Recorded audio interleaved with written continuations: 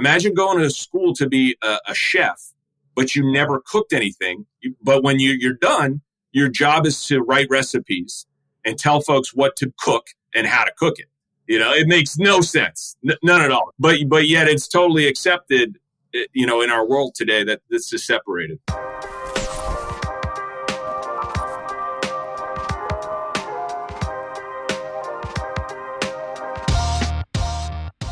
Welcome to the Construction Disruption Podcast, where we uncover the future of building and remodeling. I'm Todd Miller of Isaiah Industries, manufacturer of specialty metal roofing and other building materials, and today my co-host is Seth Eckerman. Our goal here at Construction Disruption is to provide timely and forward-looking information about the entire construction world. As part of that, we look at innovations as well as trends in the practices, building materials, labor market, and leadership of our industry, and we cover a few other things along the way as well. Today, we're delving into the design and build world with our special guest, David Supple, President and CEO of New England Design and Construction. Based in Boston and also known as NEDC, New England Design and Construction, has a unique approach to design, to combining design with construction. And they follow their mantra of lifting spirits with spaces. They are, by their own description, architects who build. Their work includes new homes as well as significant remodeling projects. David, welcome to Construction Disruption. Really looking forward to visiting with you. Thank you, Todd. Yeah, great to be here. Very good. So let's dig right into it. You majored in architecture at the prestigious Tufts University. Tell me a little bit, and I'd like to hear more. I know you talk a lot about the idea that the original meaning of the word architect was really master builder. Yes. And yet somehow we've gotten away from that. So tell me what that means to be someone who's trained in architecture, but yet now you have a company that actually bangs nails, that actually does the hands-on work. Tell us what that means. Well, I think it was the way it was meant to be is really how I feel about it. And, going back to when I went to school, I went to school to be an architect because I wanted to create incredible buildings. And that was the direction that I was guided to. It was like I was going to college. That was kind of the family I grew up in. I was going to college. And I actually bounced around a little bit in majors, and then I settled on that. And when I got out and I started to, be in the industry and started practice, I didn't get that there was this division. Like I would meet a contractor and I'd be like, oh, I just graduated, I'm working in architecture. And they'd be like, it wasn't like a flow. It wasn't like, oh, that's cool. Like it was kind of, I kind of didn't get that this almost adversarial setup, which I think you guys could relate to, is there. And that's really been put there. So at that time, I didn't really get it. But I did realize in a very short amount of time, I didn't know what I was doing. I felt super insecure. I was working as an architect. My job was to tell folks what to build and how to build it, but I had never built anything in my life. So, it didn't make sense to me. And around that time, someone told me, the derivation of the word architect is master builder. And it just made total sense to me. And that's kind of started me on this path to look into like what happened. Very, very interesting. So I'm kind of curious. You said, it was assumed you were going to go to college. What made you kind of lean toward architecture in the first place? Did you come from a family that came out of that, or? No, when I was in high school, I had an art teacher who showed us these pictures of buildings she'd visited, Notre Dame, the Rotunda in Italy. And, I had never been out of the States. I'd never seen buildings like this. And I was really taken in that. And then when I was in college, I just, I wasn't I was a business major, economics. I was just kind of looking, and I had taken some architectural classes, and Tufts is not, I went to Tufts, but Tufts is not a prestigious architectural school. It's a really good school, but they actually, my junior year, they just offered it as a major. I was going to minor in it. And then I was like, oh, cool, I'll just major in it. And so that's, kind of fell into it to a degree, but. So talk a little bit more about this idea of architect as master builder, and you related to sort of the forget what the word you used, but the dichotomy between architects and builders, or the disagreement there. Why do you think this all happened? That we started out with this idea of designers as being master builders, and then got away from it. Yeah. Well, as a natural progression, that word master is in the trades today, right? You have master plumbers, master electrician. It's the same thing. It was the exact same thing. There were guilds. There were different trade guilds, and you would start off as an apprentice, and then you'd be a journeyman, and then you would be a master, and then you would be able to, direct and design the work. And that was the way it was for thousands of years. You go back to the Egyptians. That's the way it was. Then the Greeks, the Romans, it progressed through the Renaissance, which is a period that is a bit misunderstood about this, but that's the way it was then too. Through up until the 1800s, that's the way it was. And the way it changed, do you want to know how it changed? I guess. Okay.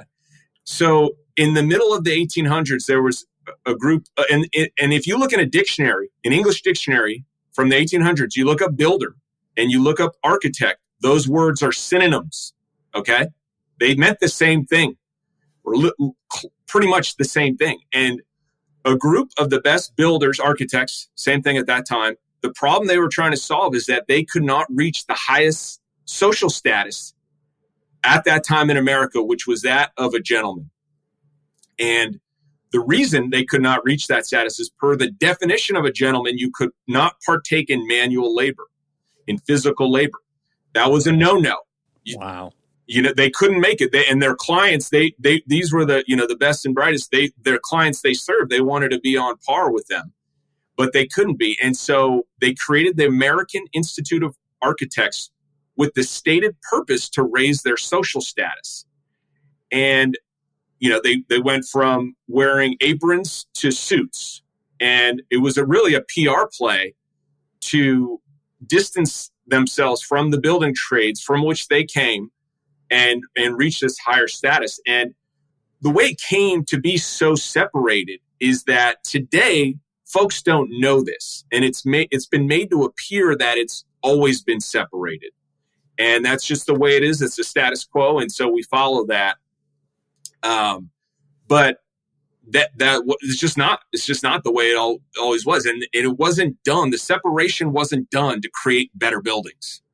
It wasn't done for this greater good, higher purpose. It was a short-term, short-sighted play. And it really, folks just aren't aware of it.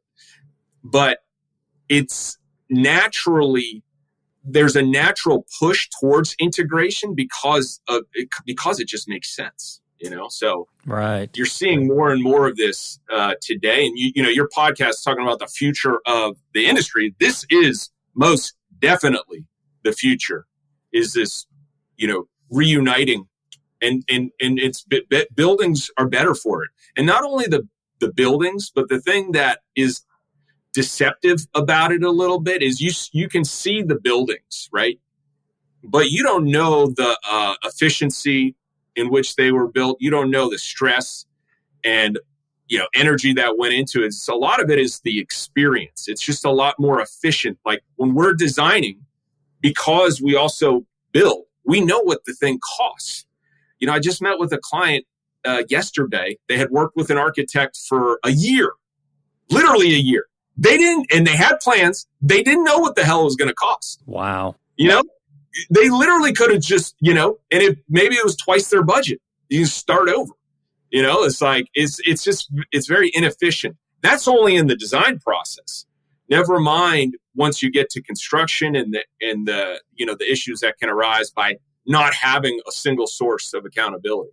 Wow, that makes a lot of sense. And, when you think about the efficiencies that are lost when you separate those two into two trades, and I love the fact that you provided that history of how that came to be, where they got separated. So you wrote an article recently, and you made a great analogy to the medical industry or to medicine in terms of, what if we did this in medicine? Could you give us a quick overview of that? Because I thought that was... Yeah, I think it was called What If? And it was just, I think if you look at it in relation to other industries, because this has been so accepted and commonplace, it's a little bit hard to see it, how asinine the separation is. But then if you relate it to other industries, cooking is a great one.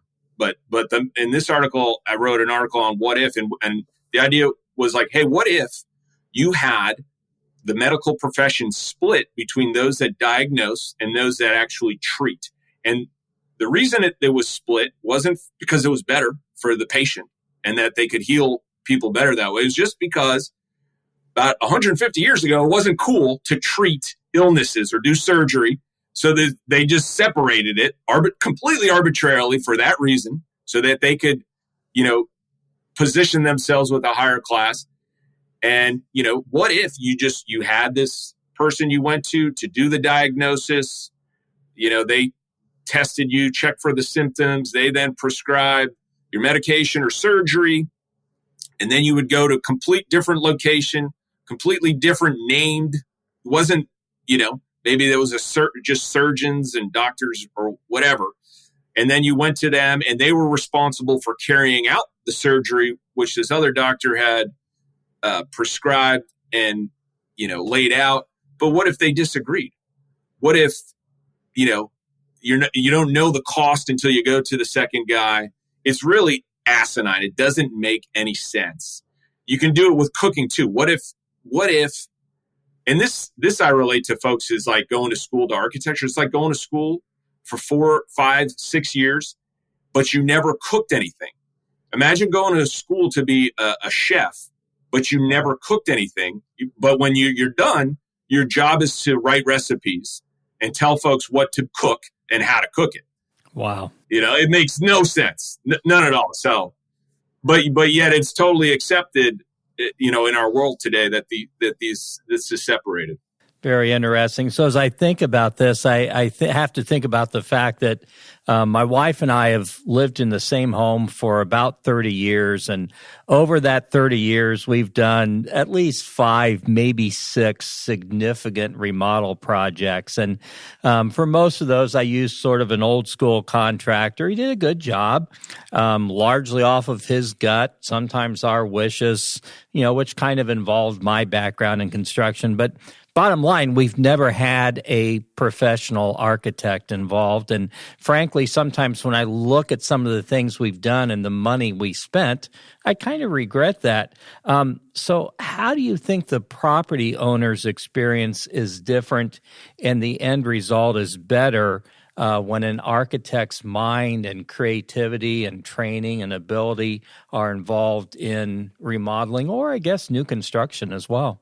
Yeah, I think it can be better. And, there's components that go into a successful project. The design of a project, the purpose of it is really to think things through, right? It's to not have regrets when you're done because you thought through all the possibilities and you came to the right conclusion that was right for you. And every client, the right project is probably going to be a little different because they are different. And part of the designer's job is to get to know that, really be able to step inside their head and then but act as an instrument, because as the professional, we're going to then carry forth that vision, into reality. And so it's extremely helpful to have that training and theory in design. It's not a knock that is not important. It's in no way that's crucial. But if at the same time, that's just a component of it, actually. So if you're not grounded while you're creating this incredible design, in costs, in real world factors of execution and schedule, it can all be for naught. So they need to work together.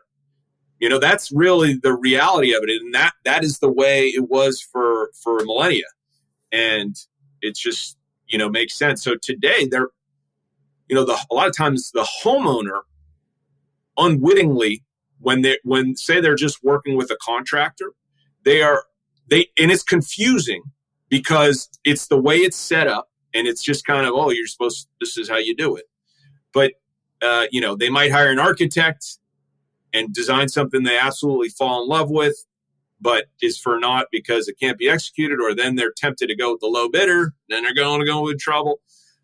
On the flip side, if you're just working with a contractor, a lot of times the client doesn't know this, but they're the designer. Because the contractor today, previously, there was a lot more prestige in the trades. And the reason for that is because that there was that theory of design. They were responsible for the outcome. They weren't just nail bangers and order takers and like, hey, you tell me. There was some accountability in there and getting to the right project for that client. That was part of the trade. And so when these guys took that away, it kind of lowered the trades down a degree as a result of that. And, some of the best builders today, the best architects, they are that way because they understand the full picture. They understand there are components, and they ensure that the others, if they're not fully, handling all aspects of it, they're ensuring that there is somebody there that is. And it is still a collaborative, team effort. Sure. It makes perfect sense. And that history is fascinating, and analogies just bring it home all the more. I'm curious, you said, when telling your story, you said when you heard that derivation, it kind of broke the glass on your perspective. But you had this expanded perspective as someone who had never built anything before.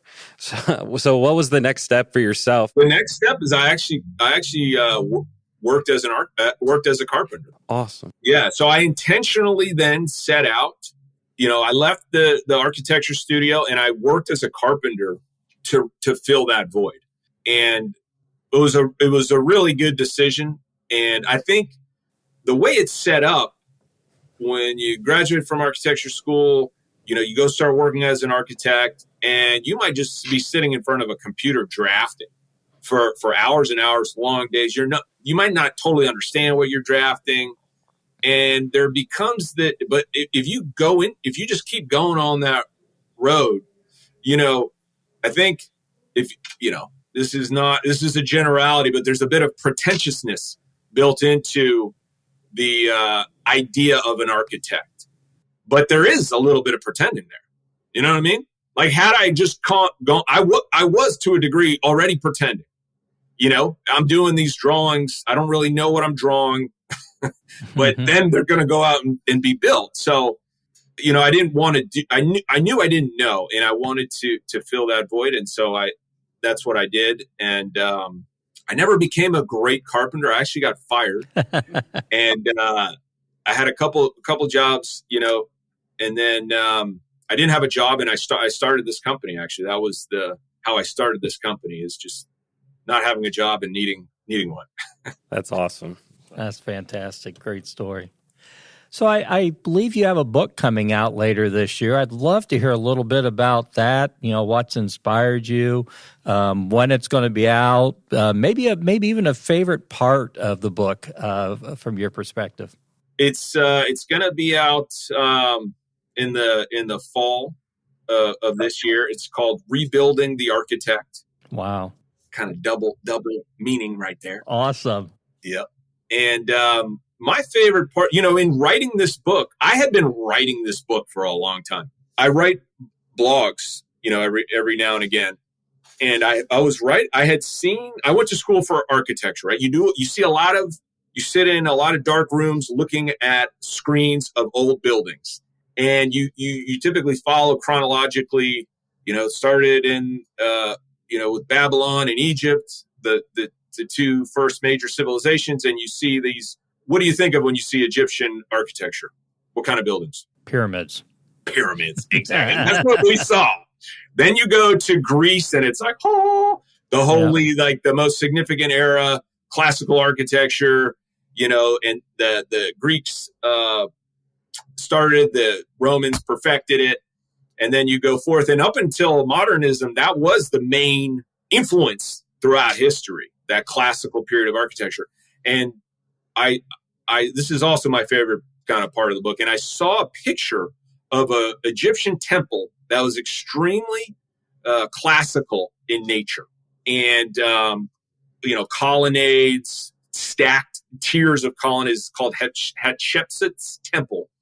And I'd never seen this temple before, and I was like, wow, huh. And it's from like 1500 BC. The Greeks, you don't see the Parthenon until like 500 BC. So it's like 1,000 years earlier.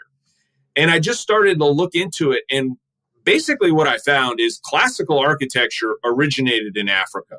The Greeks got it from Egypt, like 110%. I show this visually in the book, and the great thing about it is, you can see it.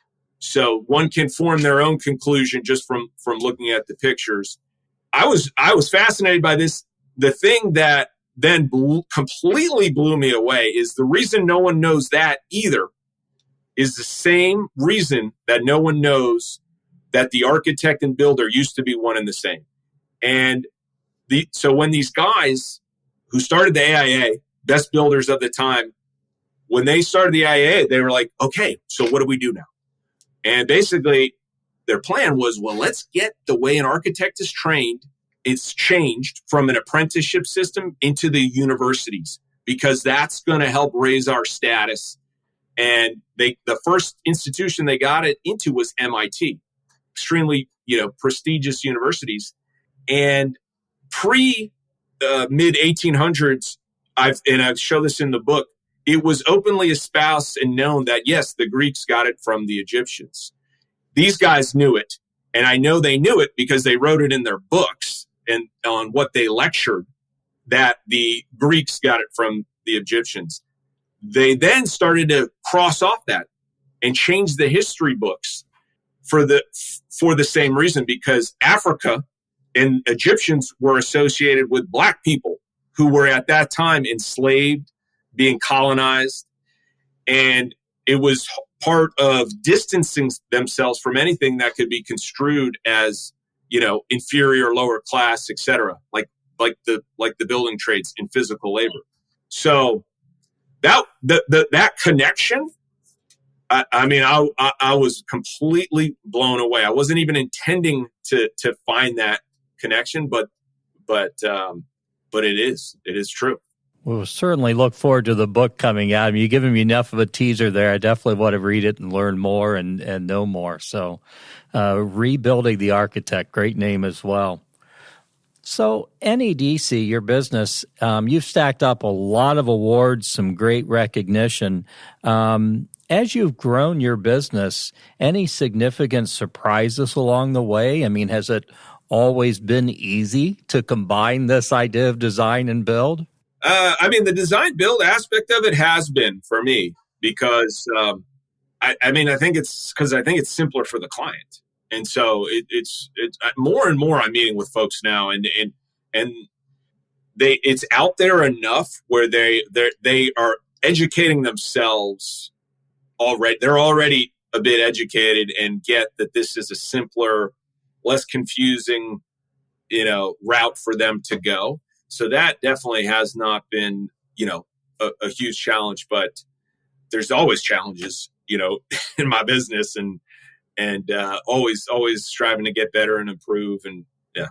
So as you work with clients and you set out to, work on the design part of either new construction or remodel, I'm sure your goal is always to get everything perfect for the client, but I'm curious, are there ever any particular parts, say, of a home that you're saying, I've got to get this right for this client? Or does that vary by the client, or are there just these super critical areas that you sure don't want to mess up? The finish is obviously a big one because that's what everybody sees. But a lot of that is determined on the steps that come prior. If your wall's crooked, you're not going to have the however great a finished carpenter you have. It's not, it's going to be tough. For us, we do really try to think through the project in the design process and we believe that that's really the start of a successful project is if it has been thought out thoroughly. And so that's really, a key for us. And, on any one project, we're probably going to have 20 different trade partners. So, that's a huge aspect of it is just really, it's not static. While we've had folks been with us for a decade, that's an area that we're always trying to raise our standards in and reciprocate. And because they are part of the team, they're the ones actually doing the work. So really try to have strong relationships with our trades. Yeah. I'm curious. We had a recent episode where we had an interior designer that we spoke with and interviewed. Do you ever get involved in relationships with the actual designer who's going to be doing some of the design of the decoration and different things inside the home? Yeah, we do. It's interesting because we do all the interior design for our projects. Okay, very good. We act as the interior. We do not do decorating. And you can say interior designer, and it means different things to different people. And then you have the decorator. So we have had clients who have wanted that help. And it's an area that we might, extend into in the future because we do want to be that single source of accountability. But we have on projects, had an interior decorator who was, essentially part of the team. And in that case, we just need to communicate more and just make sure hats and roles are defined and who's doing what and make sure everything is covered and it, doesn't fall back on the client. And it all goes back to that idea of communication and getting that client's needs foremost in mind. That's great. That's right. Is there anything, if you think about trends today, maybe trends in terms of how space is allocated or colors or other things, any particular trends that you're hearing from clients today that, gee whiz, 5 years ago, no one would have ever asked me for that. Now everyone's asking me for that. Clients are now asking, we're in Boston, and we have the kind of the leading energy code for the country. And that's something that we are being asked for now, and folks are seeking that out is, not just the energy efficiency, but the benefits that come with it, which I don't think is talked enough about, but indoor air quality and just having healthier homes.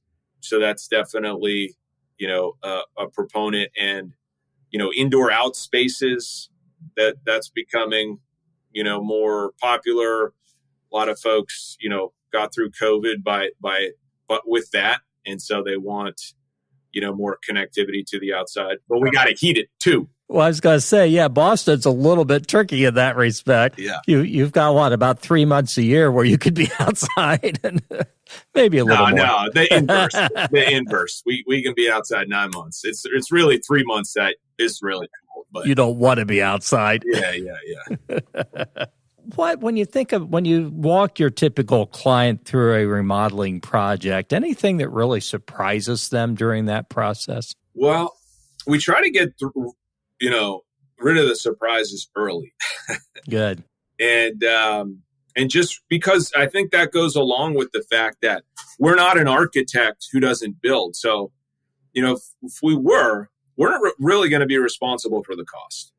And if the client's like, oh, our budget is $1 million, and then we design a project that's $2 million, it's kind of like, huh? Or, oh man, let me give you some other guys, or they're not fully responsible for it. Or on the inverse, if you're a builder and you're meeting with the client, you could tell them, yeah, you could do that for X, and then it's going to get designed.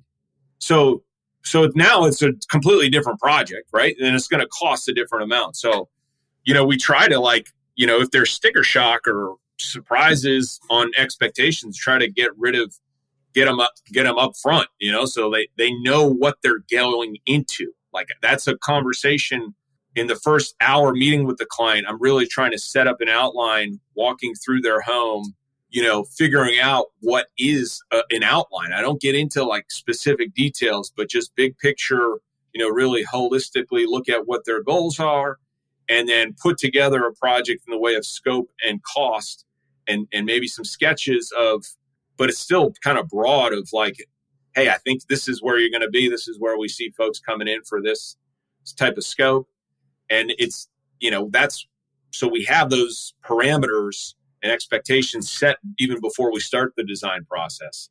And it's just simpler for everybody in that way. And I think, a big part, and there might be a range there. Like we tell folks, hey, put a 25% range on that at this point, because there's variables. All of our work is not new construction. It is, significant remodels where we have an existing home, maybe we're adding on to it.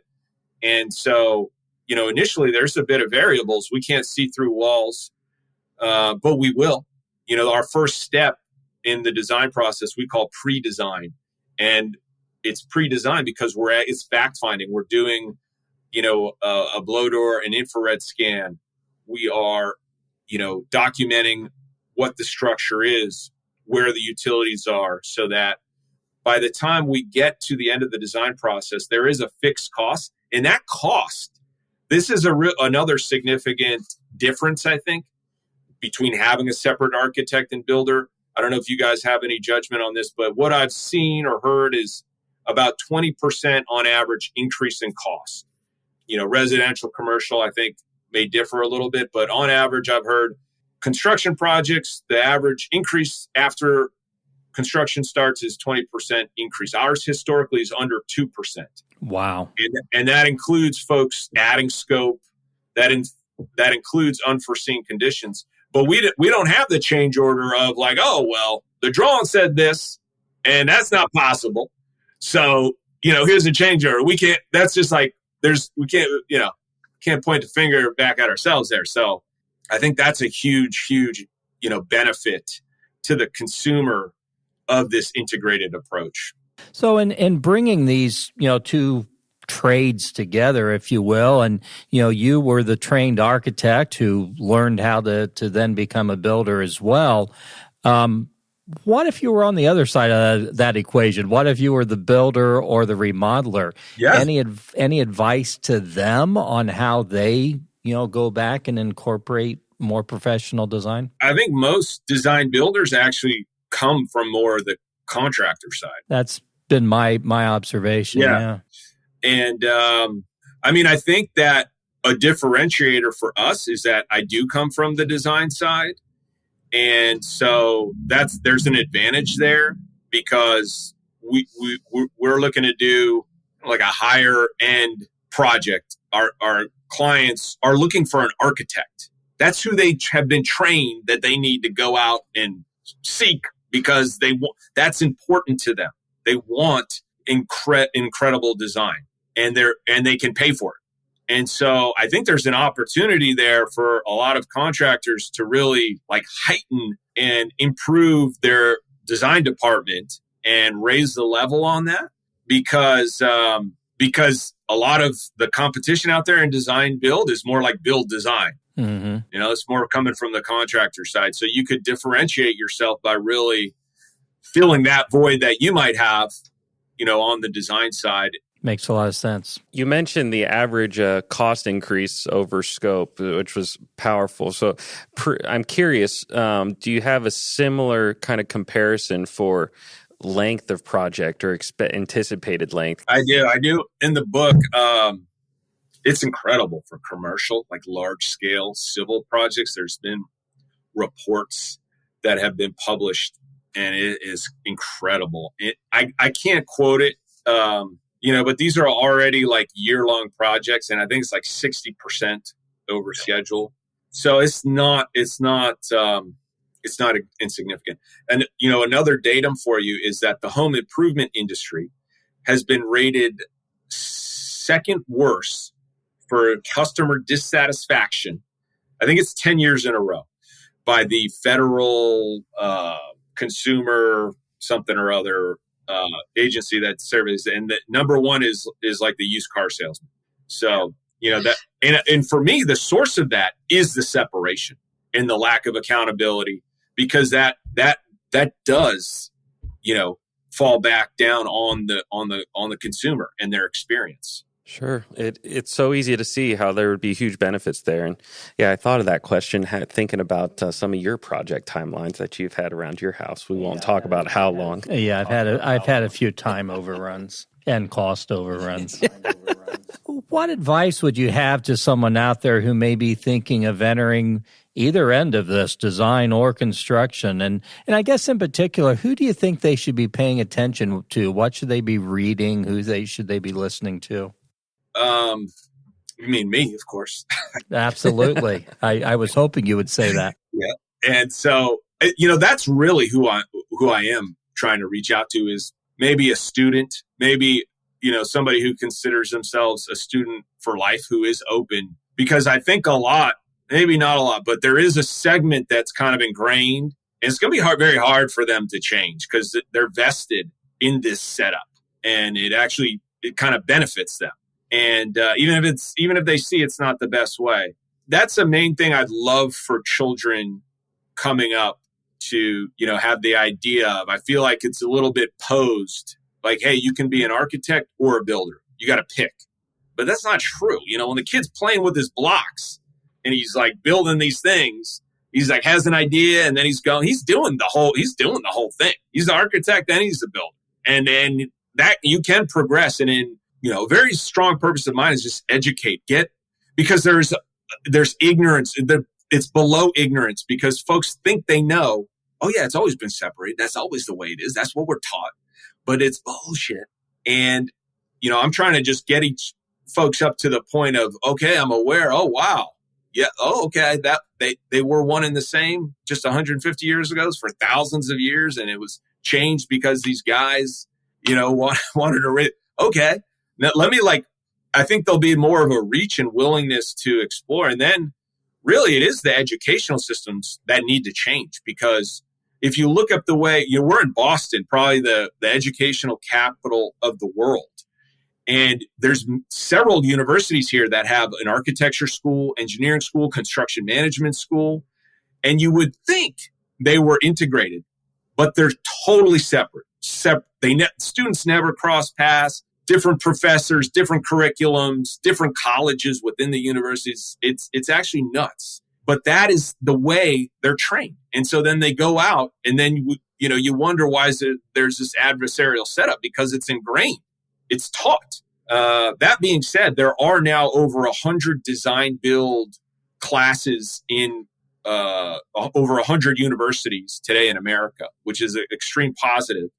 But those are kind of token classes, optional, whereas in reality, it needs to flip.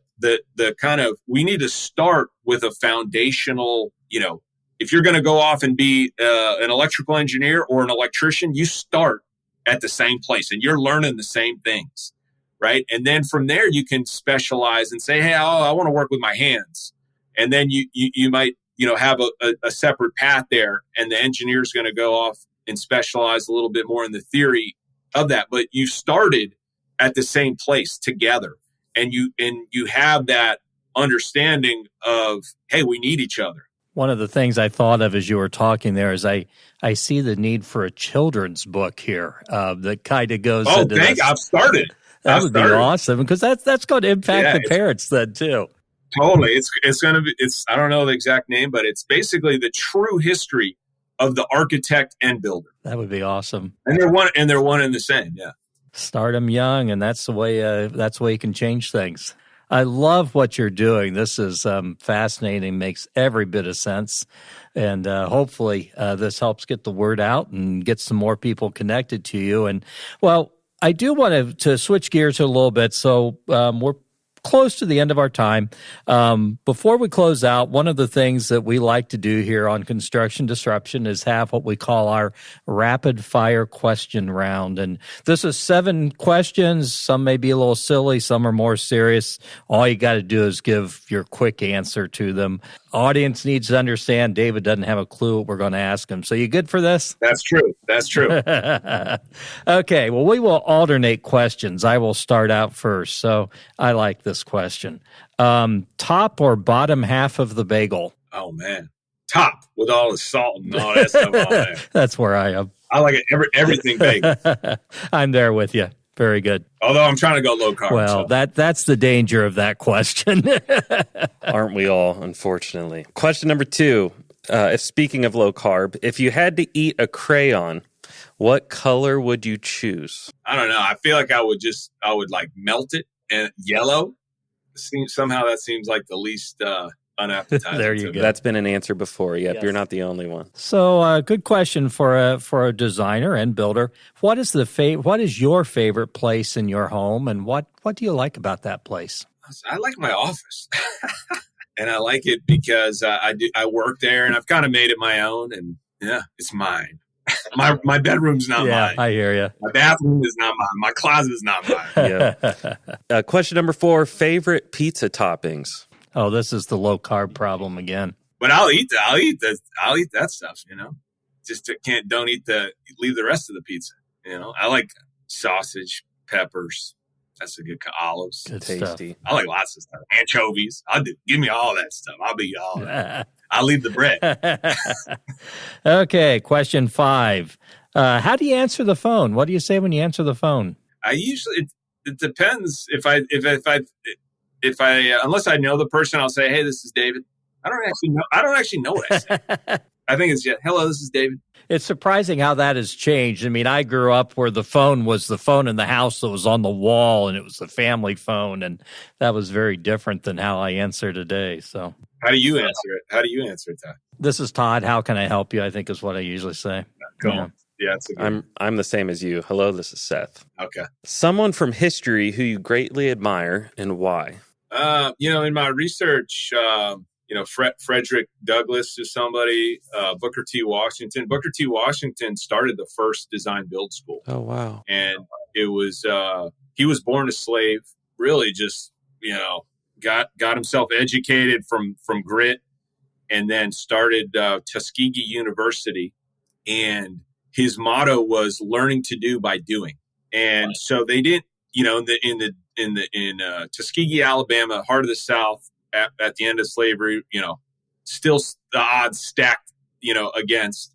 And he started this incredible program, and they would design their buildings and then build them. The students, I wrote a blog article on this, and it's really the first design build school in America, and it's not acknowledged for that, but it will be. Very cool. And it's really the right example. Like that's the way what the schools should be doing now. And imagine that, spanning the drafting room in the morning and then going out and then building what you had drawn is incredible. Learning to do by doing. Good stuff. I'm going to look up that blog post by you too. 7th question, final. Favorite thing to do on a Friday evening? Oh, I hang with my family. My son has martial arts on Friday. Goes to like 7:15, so we might do a movie night. But it's a family night. Well, this has been great. Thank you so much for your time. Been a real joy to talk with you. Is there anything we haven't covered today that you'd like to share with our audience? No, thanks for the opportunity. I appreciate it. Great to talk to you guys. If folks want to, reach out, they can find me on LinkedIn, David Supple, Supple, on Instagram, Facebook, Design Build Movement. Put out content there, and New England Design and Construction is the name of my business. Awesome. That's great. And that was going to be my next question, was how folks could reach out to you. So LinkedIn is a great way to do it. Yep. And I am putting up a page on our website for the book so that it can be pre-purchased. It's not up yet, but it will be soon. But if you connect on one of those social media platforms, when it is up, I will certainly let you know. Awesome. Well, thank you again. Really have enjoyed this time together. Yes, I'm here. Thank you, guys. Thank you to our audience for tuning into this episode of Construction Disruption with David Supple of New England Design and Construction, and also the book coming out soon, Rebuilding the Architect, author of that. Please watch for future episodes of our podcast. We always have great guests on tap. Have certainly been blessed today. Don't forget to leave a review on Apple Podcasts or YouTube. Until then, we encourage everyone, change the world for someone, make them smile, encourage them, bring them hope. Powerful things that we can do to change the world one interaction at a time.